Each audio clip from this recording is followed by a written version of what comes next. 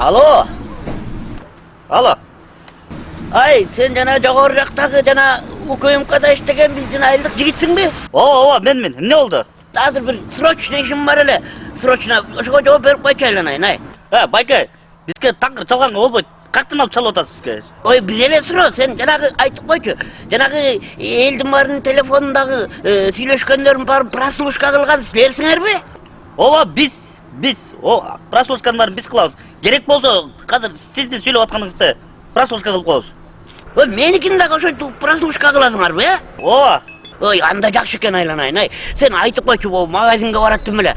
Апаң эмели эле мага бир сахар, анан нан, анан да бирдекени чалып айтты эле. Эмнени айтканын мен билбей атам о жерде.